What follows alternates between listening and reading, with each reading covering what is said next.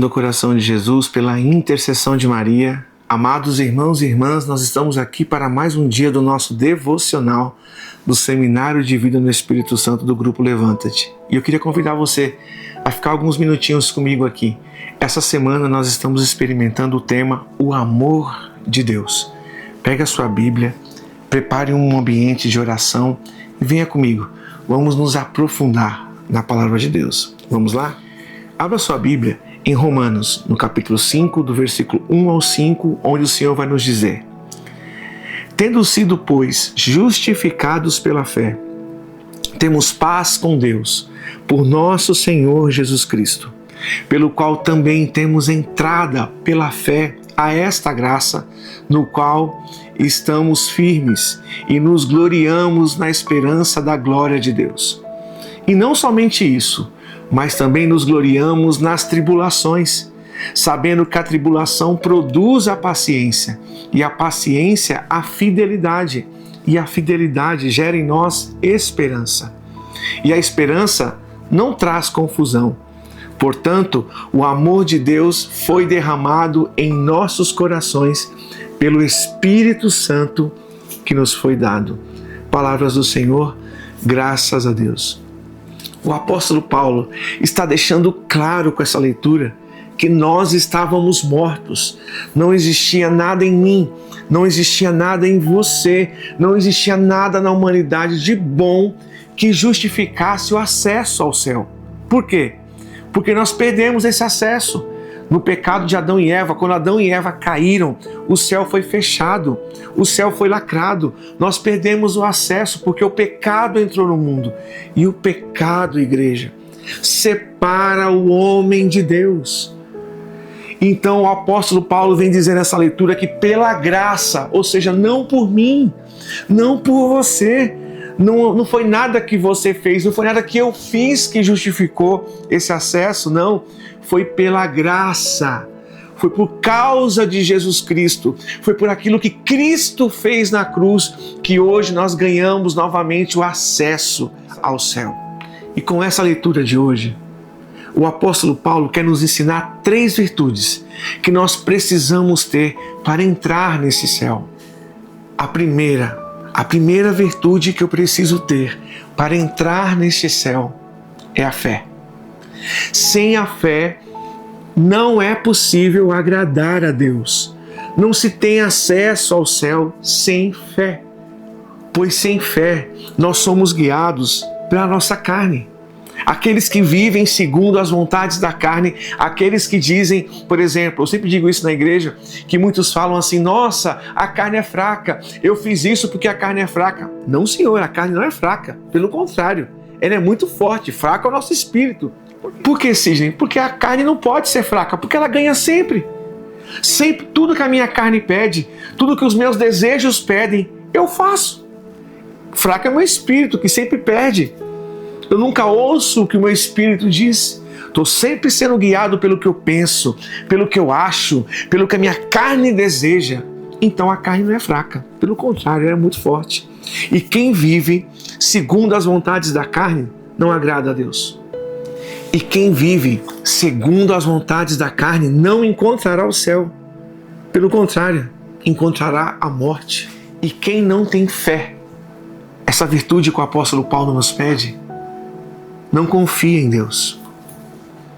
A fé está atrelada a confiar, a confiança.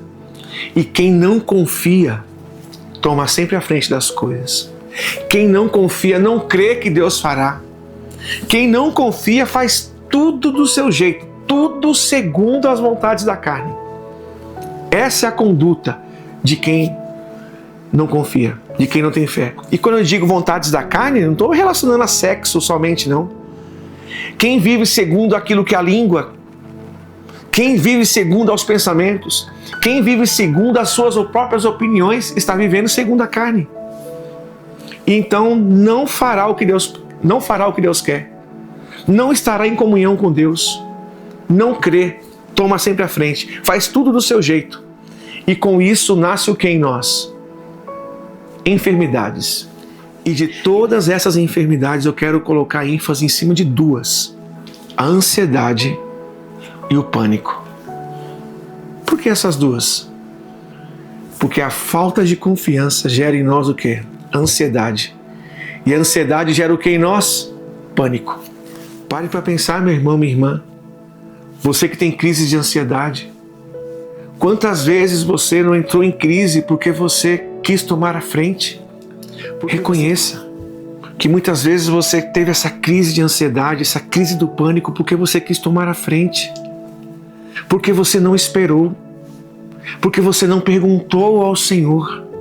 Porque você não quis entregar-se nas mãos de Deus, porque faltou confiança.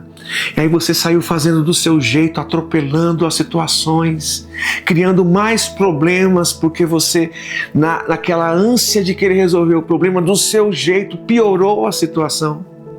Reconheça.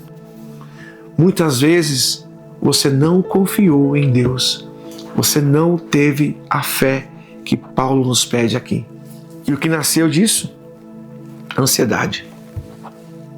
Nasceu pânico. Então a fé é a primeira virtude que o apóstolo Paulo nos pede hoje. Tenha fé. Confia no Senhor. Calma, Ele fará. E a segunda virtude de hoje que Ele nos pede é a esperança. E eu quero fazer uma pergunta aqui olhando nos seus olhos. Onde está a sua esperança? A sua esperança está realmente em Deus? Examine a sua consciência. Você tem colocado a sua esperança no Senhor ou no dinheiro?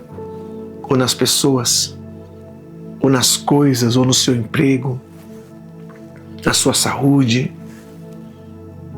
Nas coisas que você conquistou? Onde está a sua esperança? Por que eu estou perguntando isso? Porque a leitura de hoje é desafiadora. A leitura de hoje nos pede o seguinte: na tribulação, dê graças. Na hora que você perder, agradeça. Na hora que as coisas não derem certo, agradeça e louve a Deus. Que situação desafiadora, Sidney. Como dar graças na tribulação? Como dar graças quando as coisas não deram certo? Vão até me chamar de doido quando me verem dando graça pelas tribulações. Só que quem dá graça na tribulação não é doido.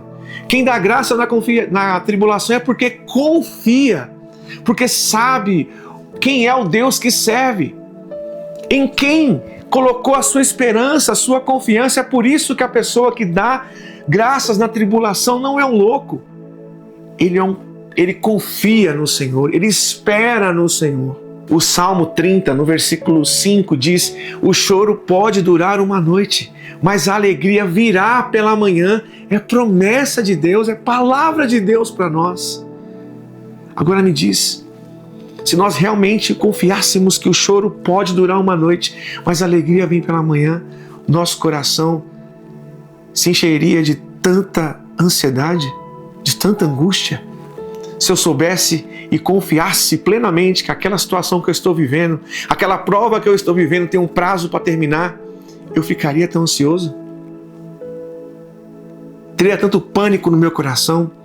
Por exemplo, você que estuda, ou você que já estudou, você teve prova o tempo inteiro, do primeiro dia de aula ao último? E tem gente que diz assim: mas Sidney, eu estou passando por uma prova há 30 anos. Isso não é verdade. Quem já estudou sabe que prova, tem um período de prova. Você não é provado o tempo inteiro, meu irmão.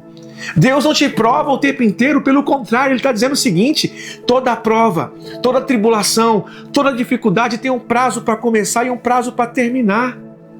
Ou seja, muitas vezes isso que você chama de prova não é prova. É a consequência das más escolhas que você tem feito na sua vida. E aí você dá um nome errado, você chama de prova. Não é prova. A prova, como eu disse, tem prazo para começar, tem prazo para terminar. Muitas vezes essa situação que você está carregando, essa dificuldade que está acontecendo na sua vida não é prova. É consequência muitas vezes da sua desobediência. É consequência muitas vezes das vezes que você tomou a frente, que você não esperou no Senhor, que você não confiou em Deus. E aí gerou ansiedade, gerou angústia, gerou tudo isso que roubou a sua paz. E eu quero te dizer uma coisa. Essa dificuldade que você está vivendo hoje, que você chama de prova, a palavra de Deus diz que o choro pode durar uma noite, mas a alegria vem pela manhã. Ele está querendo dizer uma coisa para você. Tem prazo para terminar. Confia. Encha o seu coração de esperança. E a terceira virtude que Paulo nos pede, com a leitura de hoje, é o amor. Ou seja, a caridade. Porque ele diz: o amor de Deus foi derramado em nossos corações pelo Espírito Santo que nos foi dado. E veja a gravidade disso, a profundidade disso. Por quê? Porque antes a Bíblia diz que o Espírito pairava sobre as águas, ou seja, o Espírito, ele estava do lado de fora, ele pairava do lado de fora, mas a igreja hoje nos ensina que o Espírito Santo nos foi dado. Paulo hoje nos ensina que foi derramado, então agora não é mais Deus conosco, agora é Deus em mim, agora Ele habita dentro de mim.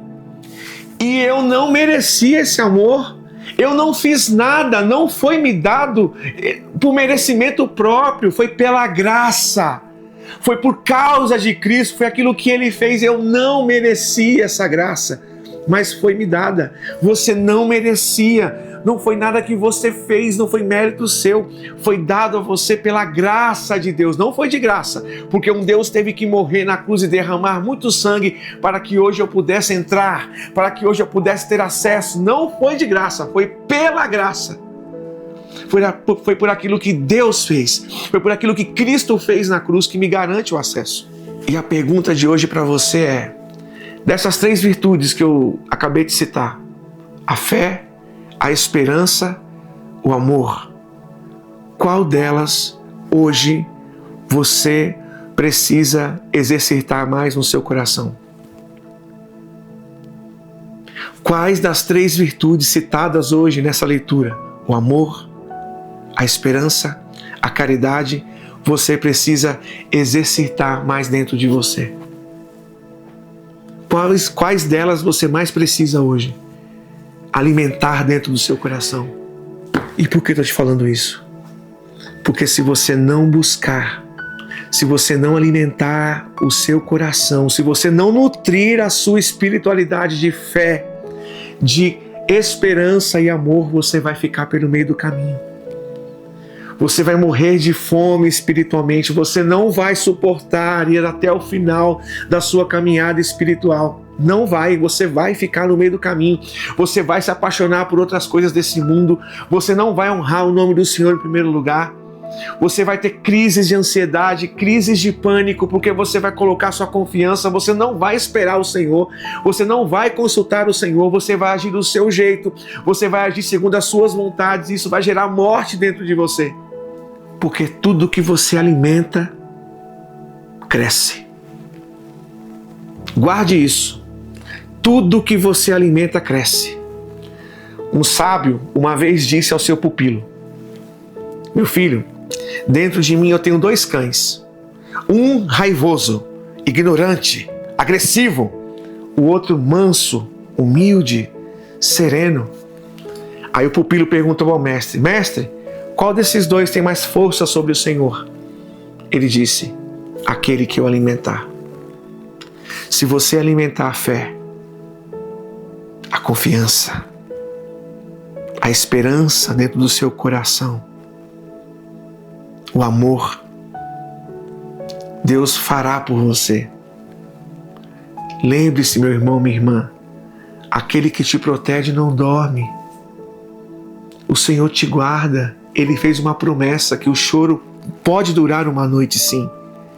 Virá tribulações, sim, mas tem prazo para terminar, porque no outro dia o sol nasce e vem a esperança.